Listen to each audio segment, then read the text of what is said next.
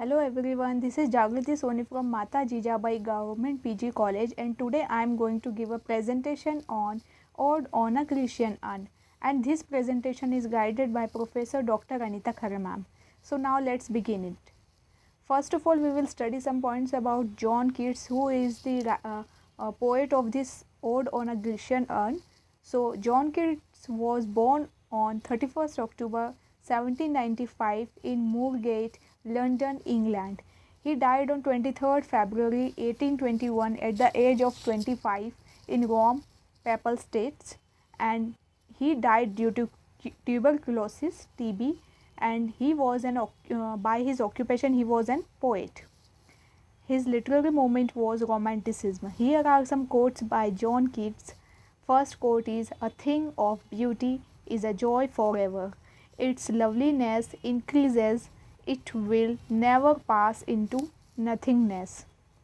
Second thought or quote by John Keats is, "I am certain of nothing but the holiness of the heart's affections and the truth of imagination."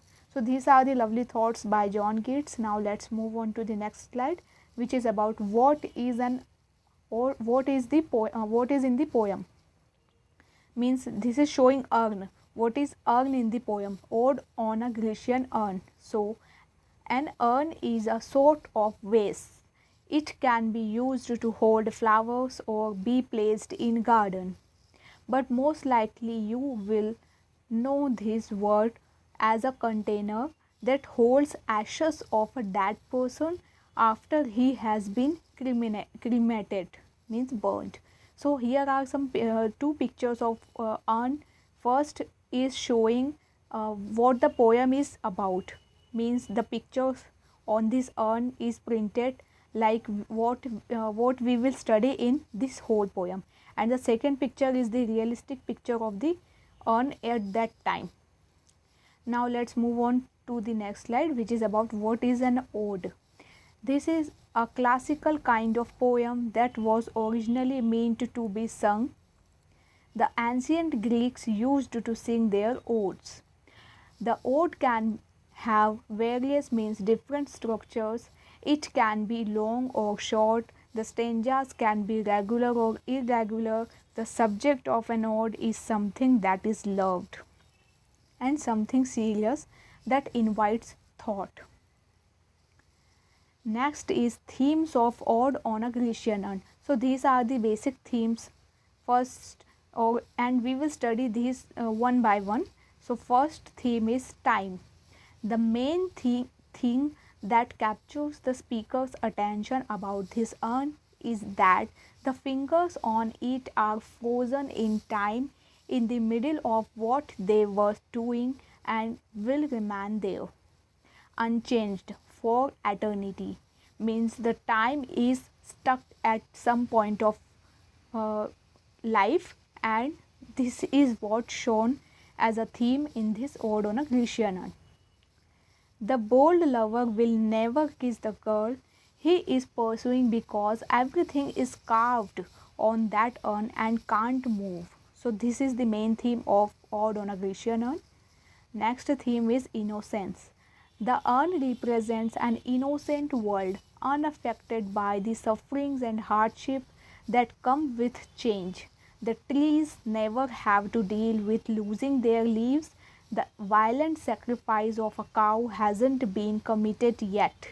And even the urn itself is unravished or pure. By the end of the poem, however, the speaker begins to wonder if what he took for innocence might actually be a form of cold distance and alienation. So this is a very important theme of Ode on a Grecian Urn, which is innocence. Next is transience. The people on this urn never have to deal with their changes in their world. Their world is permanently frozen in a single moment. The poem contrasts the timeless world of the urn with the upside down hourglass that is human life. In the real world, joyful panting after an erotic chase can easily turn into a fever and a bad case of dry mouth. What was once sweet can become a cloying mess. Next theme is wisdom and knowledge.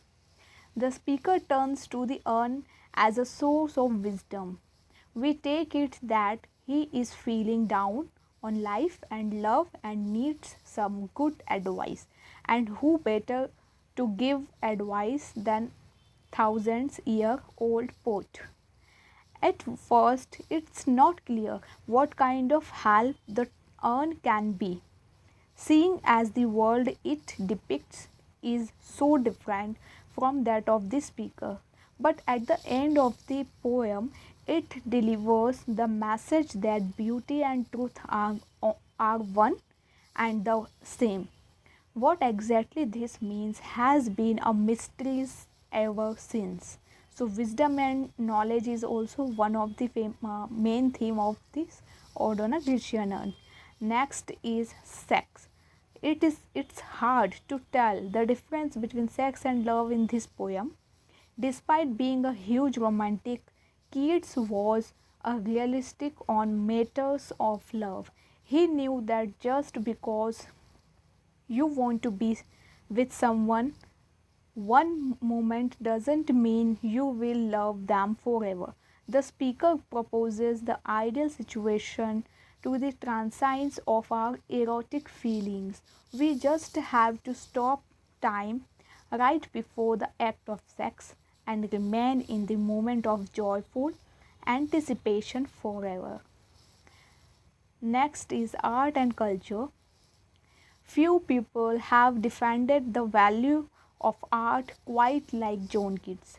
He goes so far as to suggest that the most powerful truths are to be found only in art. This has led some people to criticize him for worshipping dead inanimate objects like the urn for this poem, but that's probably too simplistic of a view. More likely, Keats believed that truth was conveyed through emotions and experiences, not logic or argument, and that the greatest truths could only be expressed in silence. The urn, for example, has been sitting in ruins or in some dusty room for thousands of years, waiting for sensitive souls like the speaker to come by and listen with a spiritual ear. And of course, the same could be said of Keats' poem, which is just a collection of words on a page until the reader approaches it with the right attitude of discovery. So, the pictures on this urn is showing the art and culture of that time the poem was written or the ode was written. Now we will move to next slide, which is about critical analysis of the poem. Here I have mentioned the critical analysis of Ode on a Grecian Urn one by one, and the first one we will study will poem. Poem has actually there are 5 stanzas, and you can read this by taking the screenshot. Now we will move to the next slide, which is historical context. One of John Keats' greatest poem, Ode on a Grecian Urn, was penned in May 1819. This piece was first published in Annals of the Fine Arts of 1819 anonymously. His other best known odes include Ode on Indolence, Ode on Melancholy, Ode to a Nightingale, Ode to Psyche. The inspiration behind writing this poem means Ode on a Grecian Urn came from 2 articles published in Examiner on 2nd May and 9th May 1819 by English artist and writers Benjamin Haddon. Keats' familiarity with the Elgin marbles and other writings regarding ancient art also inspired him to pen down this beautiful ode.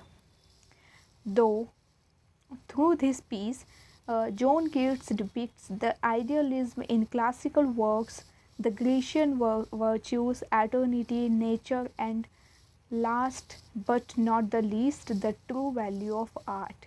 Explore more John Keats poems and themes present there. So you can see that in the historical context we study that how he came to the poem writing ode on a Grecian urn. Next slide is about meaning, means what does the poem mean. The title of the poem ode on a Grecian urn gives readers the central idea at first hand. It is a poetic representation of a piece of art, specifically the beautiful paintings on Grecian urn. The poetic persona has encountered the urn with utter astonishment. He is rather astounded by the artist who has created this everlasting piece. The depictions on the vase raise several questions in the onlooker's mind. Through this poem, Keats' persona describes it beautifully. In the end, he proclaims the everlastingness of art through the line, beauty is truth and truth is beauty. See, for the exam point of view, this line is very important, so you can note down it. Truth is beauty, beauty is truth. You should write this in the meaning. Next is summary. Ode on a Grecian Urn by John Keats centers on a Grecian urn, a type of an ancient pottery, or the engravings beautifully depicted on it. In this poem, Keats, or at least the speaker in the poem, mulls over the strange idea of the human figure carved in the urn. They are paradoxically figures free from the constraints and influences of time, but at the same time imprisoned in an exact moment, for all that they don't have to worry about growing old or dying, because they are carved on that urn, so they can't be grow and they can't die ever. They can't experience life as it is for the rest of humanity. Ode on a Grecian urn represents three attempts at engaging with the urn and its senses. Across the stanzas, Keats tries to wonder about who the fingers are, uh, what they are doing, what they represent, and what the underlying meaning of their images might be. But by the end of the poem, he realizes that the entire process of questioning is fairly redundant. Next slide is about structure of the poem. The rhyme scheme is split into two parts, with the final three lines of each stanza varying slightly. So, if you want to study the rhyme structure, so you can go on the poem in the previous slide and you can understand this. You can compare this. For the first seven lines, a rhyme scheme of A P A B C D E is used, though the instance of the CDE part is not always as strict. In verse 1, the final three lines are DCE, in the second verse, they are CED.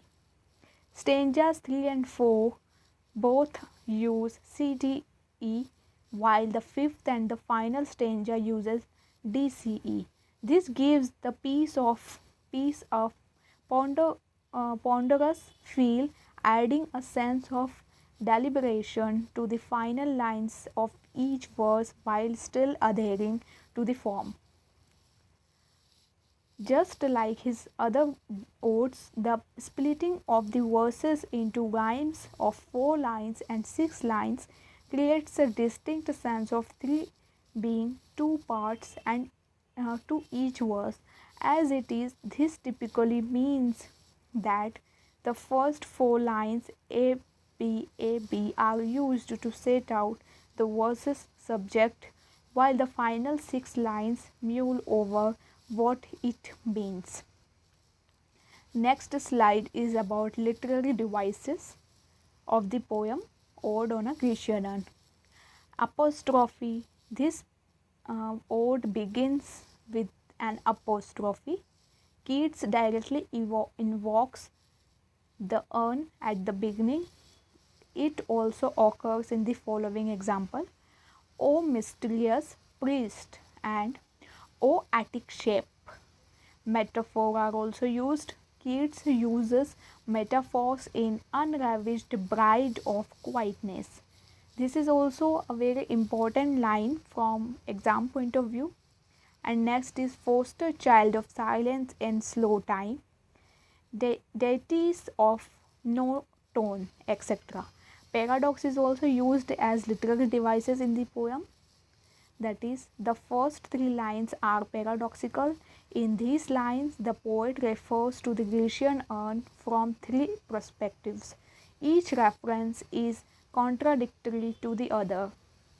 It also occurs in the following lines: though winning near and goal yet, do not grieve. She can't fed, though thou hast not thy bliss. Alliterations is also used: leaf fringed legend or ye soft pipes play on, heart high, sorrowful, etc. And rhetorical questions is also there, like the last 3 lines of this first stanza contains this device. For example, what man and gods are these? What maidens loth? So this is literal devices. So thank you for now and bye to all.